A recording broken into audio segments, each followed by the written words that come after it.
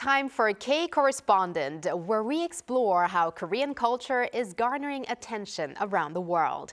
Recently, Korean-style makeup and K-beauty products have been gaining popularity across the Middle East.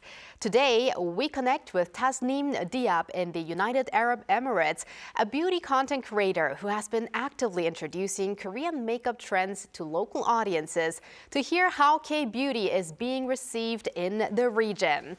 Hello, Tasneem. Hi, Tasneem. Nice to meet you guys.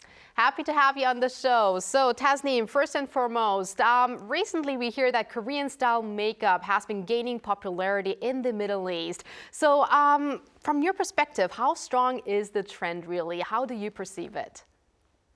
I mean, I can say starting from the girls in the school up to ladies in their 60s, like you can see it everywhere with them in their bags. You can see them buying that everywhere.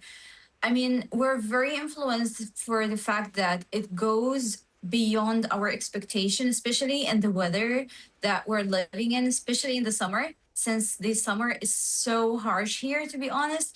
Yet you can see how the Korean makeup goes very well with that. Very light, very natural. It gives the type of effect that you're looking for. And it's actually kind of like, you know, it has like a skincare at the same moment. So we're not worried that much about like the concern of having side effects from the makeup for a long lasting and so on.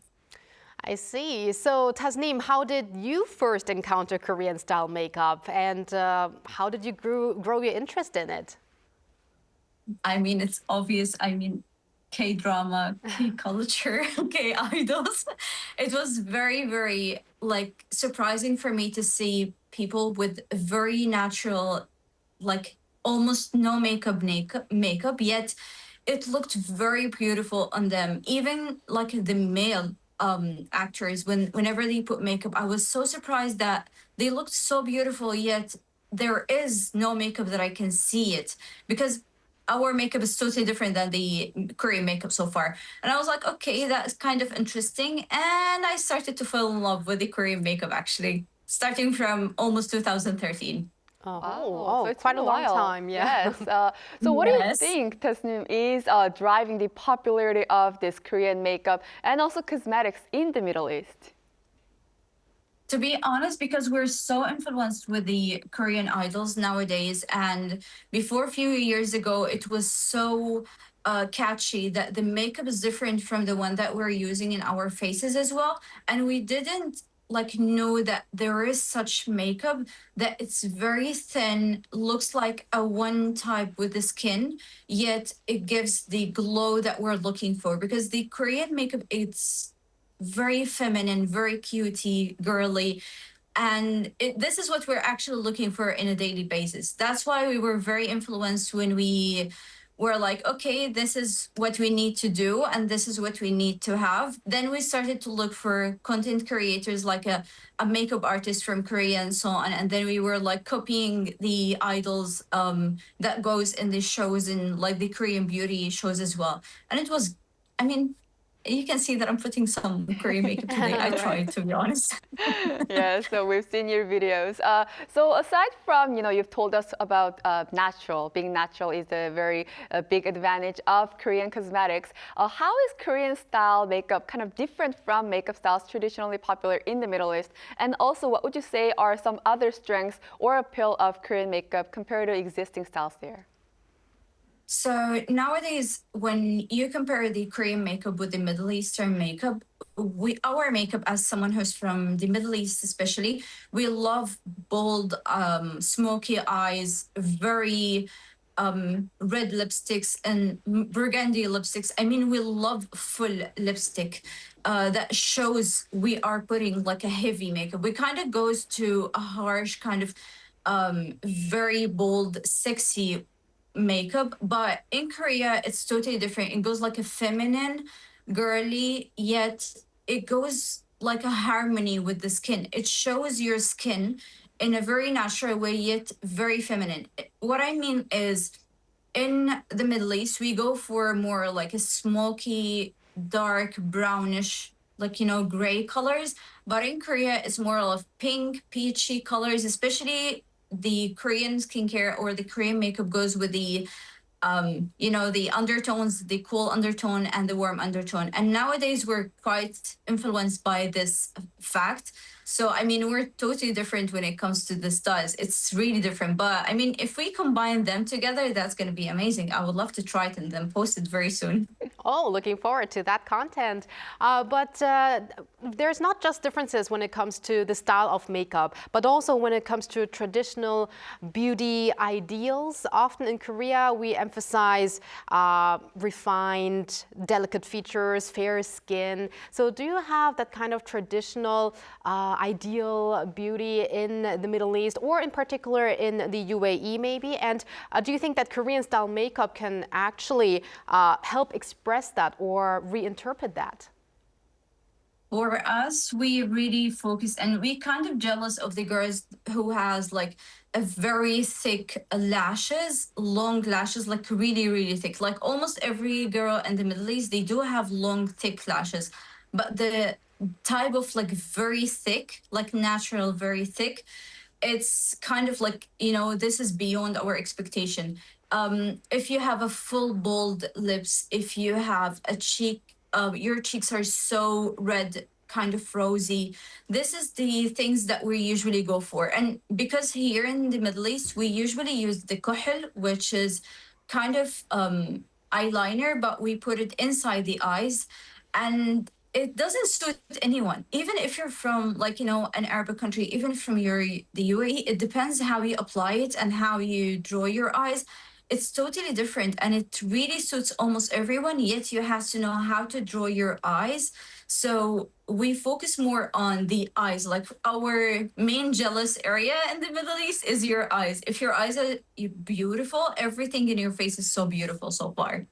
Wow. That's interesting. Yes, definitely. And you've told us how a lot of Korean cosmetics and beauty products are gaining a lot of love in the Middle East. Last October, actually, around 270 beauty companies participated in the largest beauty exhibitions held in Dubai. What was the atmosphere like there, and how did locals respond to it?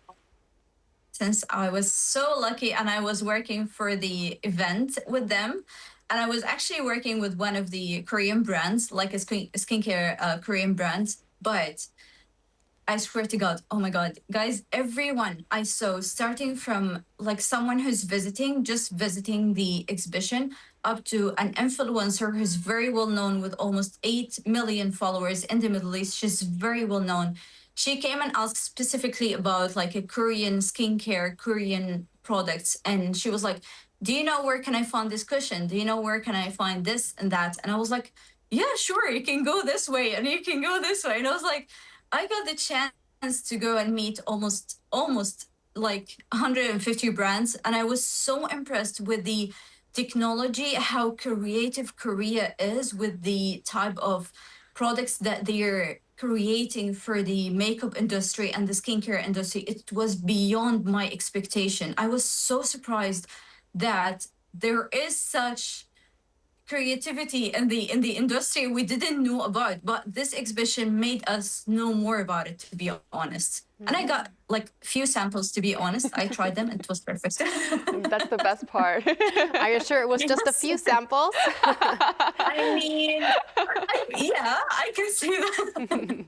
Well, I can imagine that there's going to be an even bigger presence at the exhibition this year as well.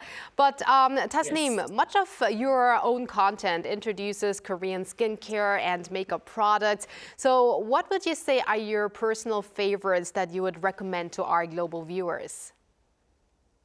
Okay, since like I'm someone who has like a acne prone skin, which is like very, very active. If I use something that it doesn't suit my skin, then immediately I would get a pimple that will destroy my whole week. Like literally, it goes maybe here, like anywhere. But the goes to is calming toners. Like this is number one. Anything that has hyaluronic acid, but if you're still new to the hyaluronic, you just have to go very, very small and then you have to use it almost every day. it did change my life.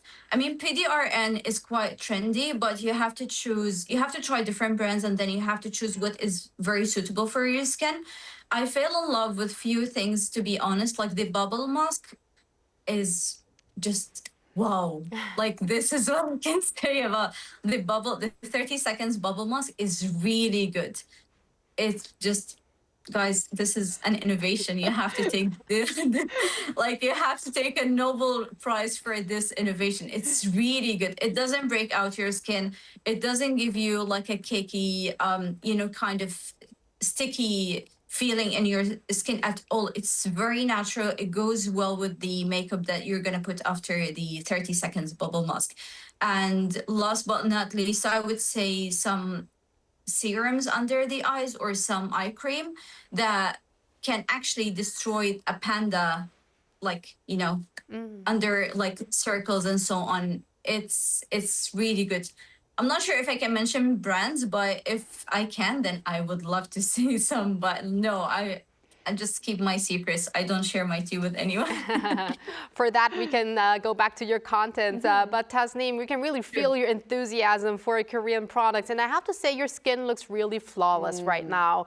And finally, I'd like to ask you, are there any Korean makeup techniques or products that are still relatively unknown to the general public in the Middle East, but that you would like to recommend? Yes, please. I'm dying. And this is actually it's supposed to be in my schedule after 2 weeks because I do have a schedule for the content. But I mean, I can't wait to share it with you guys. So first of all, the 30 seconds bubble mask, you have to put it before your makeup, but you have to put it also after your serum or ampoule and the moisturizer. Leave everything to set in your skin. You have to leave everything and your skin to drink it, like literally make your skin drink the skincare. And before applying your makeup, you have to spray some serum spray. I would share it in the content later on.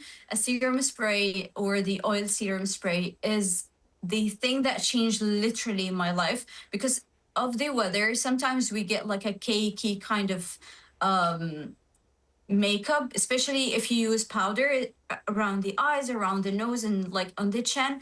So the only thing that really changed that was the oil spray serum. It was beyond my expectation. And I mean, some of the eyeshadow palettes in Korea that it's very underrated, like really, really underrated. Can I give some samples to the people just to try it? It's really good. Some so pigmented. And it gives an effect that even if you're going for 24 hours a day, you will still see the effect of the eyeshadow because we have sometimes to wash our faces, our hands, and like sometimes you touch your face by mistake if you say hi to your friends or someone you just want to hug or so on. It just leaves an effect or like it leaves the traces on the other people's clothes.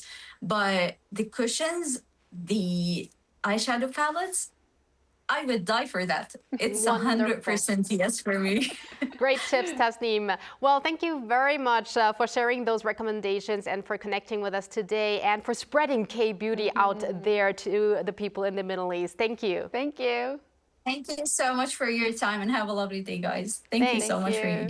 And thank you, Bella. As always, we're going to see you here back soon. Yes, I'll see you back soon.